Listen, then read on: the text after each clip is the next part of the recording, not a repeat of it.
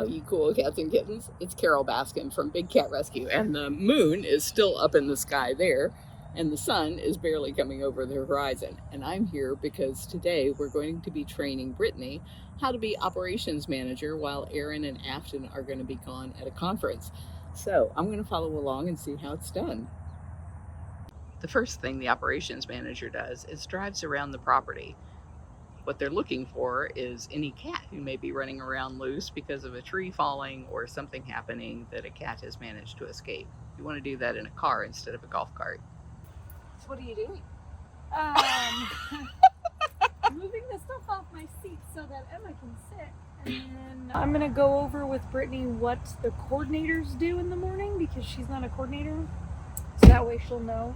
We have Emma and Ryan and Steph coordinating while we're gone, so she shouldn't have to do any of this, but it's good that she knows what they're responsible for. So Monday, Tuesday, Wednesday is our Emma and Ryan. Right. So they don't have keys to stuff. Okay. So on Thursday, Steph Chaser comes in. You have to do the drive around, but she'll unlock food prep, she'll turn the alarm off, she'll unlock the gift shop, she'll turn the alarm off. Okay. But on the 2 days with the interns, you will have to. So you would unlock this building. I already turned the alarms off on my phone. When you are finished with that gate and come up here, personally, I like to unlock and get them access so that they can get started with their day. Yeah. But then the cell tower gate needs to be unlocked. Right. Okay. And the coordinator won't do that, so you don't have to do it. Okay. You would just unlock and get yourself the meds, but in the other instances, you'll unlock and then unlock the meds cabinet key, get them the keys, and then get the meds for whoever Right. they That's are. the coordinator. Okay. I just look at all of them to make sure they're right. Yeah. Like on Thursday, Steph can do all of this as well. Beth Ann does the supplements, and she'll do the in diet and the handout. Okay. Right. Or she'll ask, and then Emma or we'll be like, yeah. So Emma's Monday, Tuesday, Wednesday, Yes. and Steph's Thursday. Okay. We're also gonna bring our laptops so we can like look at the charts and look up stuff for you or Give information whatever. about stuff. Yes. Yep. I'm gonna just lock this cabinet. Sorry.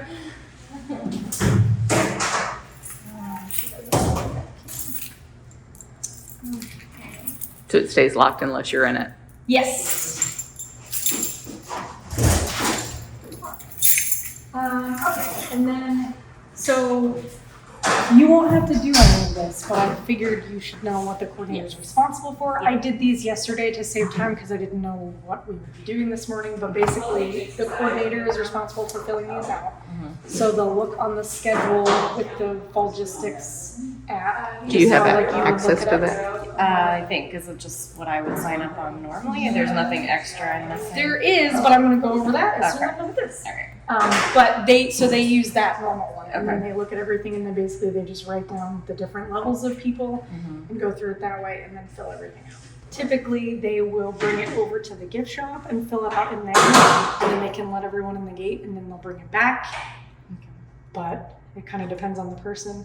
The only reason is because the book that has everyone's sign-offs in it is in the gift shop. Yeah. The other thing with Fulgistics is I set you up coordinator in Fulgistics so that you can see everyone's emergency contacts in case you need them. Okay. So when you go in to sign in to the one where you would sign in with your email, so like to add yourself on the schedule, it's your email, but you have a new password because it's a separate account. And all volunteers, and you click on their little card, it pulls up their information, and then you would just click emergency contact, and that's their emergency contact. Okay. That's really the only reason that you would need this, because the other thing is that like you can remove people from the schedule, but most people would just let you know if they're not coming in. Right. Right. Also, you're in the secret chat, so that you can kind of see how it works before we leave. Okay. Yeah. So basically, that is for the coordinator at the end of the day to talk to the other coordinators to say like, this cat wasn't eating well, or this cat only liked chicken, or we got this far with our project, or Gotcha. Okay. we saw a weird bird. Try and keep an eye on it, something like that. Okay. Um, And that's this one. Yes. And like they will do all of that, but they'll usually go over with you at the end of the day. Like Emma's really good about being like, this is what I'm gonna put in my chat. Does that sound good? Does that cover everything that happened? Gotcha. And that kind of thing. Okay. And then the only other like really big deal that's on a day-to-day basis are the charts, which we can, if you're in your office, we can like go over them if you want.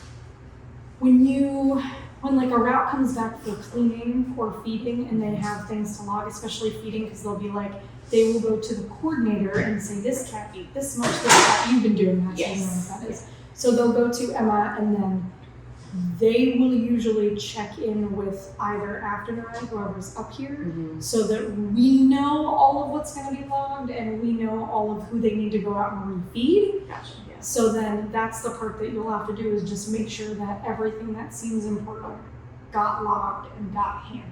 Right. Okay. And then we're going to look at that every day just to make sure that everything looks like it makes sense. Yeah. So it should be fine. Like between all of us looking at it. And then I secretly do that anyway. I'm always like, how much did this cat eat today? Even though and then Gail wanted me to tell you that she wants you to meet her at 8 at the outside rehab cage for the duck. Okay. And then I figured when you got done with that, we could go in and do Gilligan, because the coordinator takes care of a hospital cat, but you should see how they actually do that. Yeah. She's gonna feed him, but feeding him is the same. She's gonna put on a train and put him in a cage, so you don't need to necessarily normally do that. Yeah. So then that was, you'll just have to unlock the gift shop, which I haven't done yet, but that's pretty standard. And then the alarm is the same, which I think you'll go over on Wednesday when you drive around. I was gonna say, and are there there's 2 alarms over there, right? One on Yes. the low. We'll go over feeding. I know Athens gonna go over like what to text vets, and then how to pull meds. I have to send out. Brett, do you want me to send out the poop and pee for Gilligan, or am I not sending? I would like to. Okay. I'd like to know. I'll show you how to fill out the forms for that. Okay. And does she have to pull food for tomorrow, or is it something done later in the day? No! Oh, cool. Okay, so the volunteers or interns, depending on who's here, will do that. So, like, she's doing meds, so Ryan and Luke, when they come in, will do that. And they also write it down. So, you don't have to do anything, but they get the list from here, pretty self-explanatory, day of the week it's being pulled. And they just write all of this down. And then same with rehab. We pull 3 days in advance and then 2 days in advance for rehab. And then they write it all down here. And then Ryan and Luke will just pull it and they'll label everything.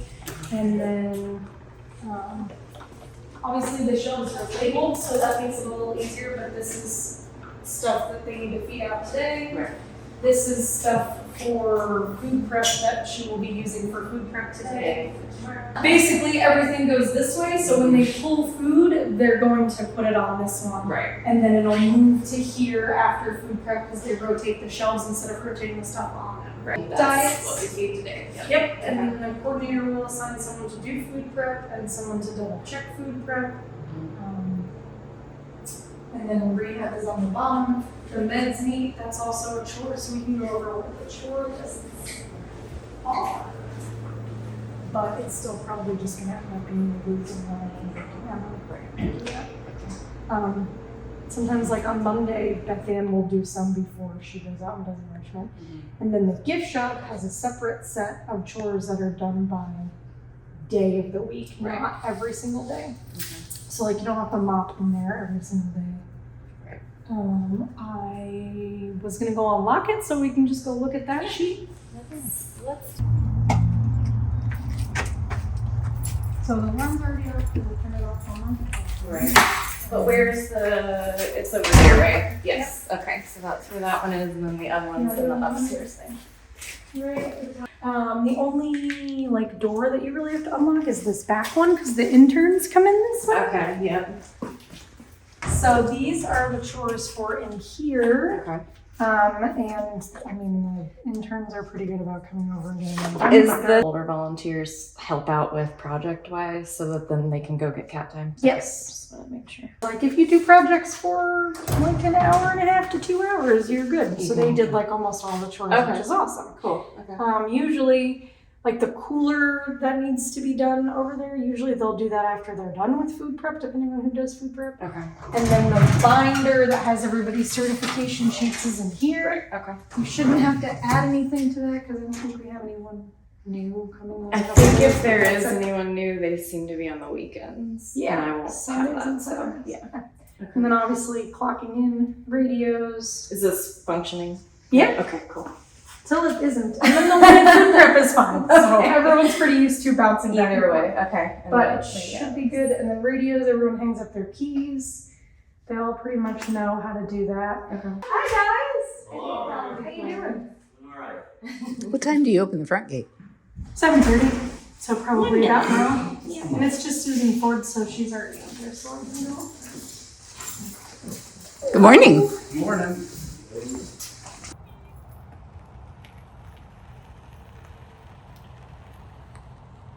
I will not. Keys, hers probably look the same because this one's like a weird one. Yeah. So it's little. There are 2 perimeter keys. Okay. Inner perimeter, which is this gate and the outback gate, and then outer perimeter, which is the green gates by Steph's house. Yes. And then whatever key does this will do the outback gate. Like we pretty much only need one. So it's gonna be construction. The on-site cage keys. Yeah. And then there's transport locks.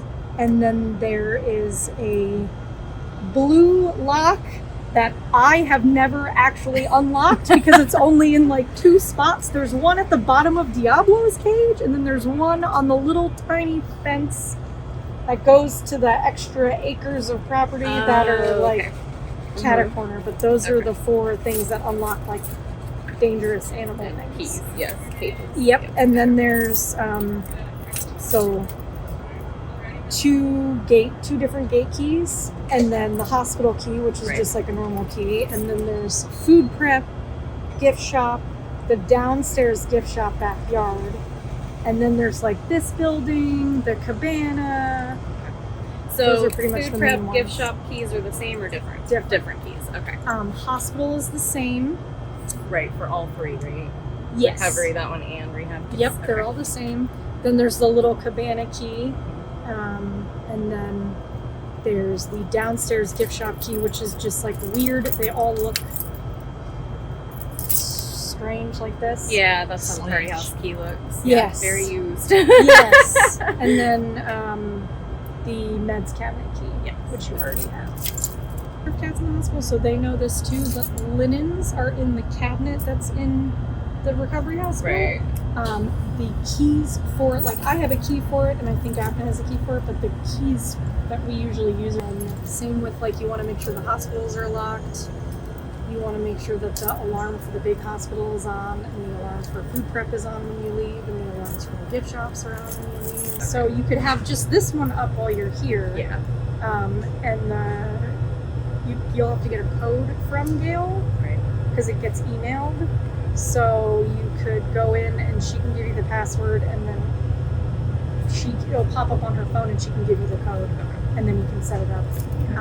The interns use the coordinator phone, and so does Steph, and that has the Ring app on it. They just make sure it works before we leave. But she'll also pay attention to the gate if you ask her, so that'd be fine. And because that's the other thing is like if we're sitting in our office and the coordinator is running around, we'll be like, did someone get whoever that is at the front gate? Gotcha. Okay. If there's a cell tower person, they have to be watched. Right. So And I want to reiterate. So you said Emma and Ryan, I will have to get them the keys out of there because they can't unlock or do anything without They it, don't right? have But codes. Steph C does have all that? yes, Okay. she can let herself in the front gate. Okay. She can let herself through the white gate. She has codes to the buildings, and she has a gift shop key and a food prep key. Okay. And a meds cabinet key. Okay. So she can get the keys out for herself. She can unlock food prep. She can get in the gates. The interns aren't given any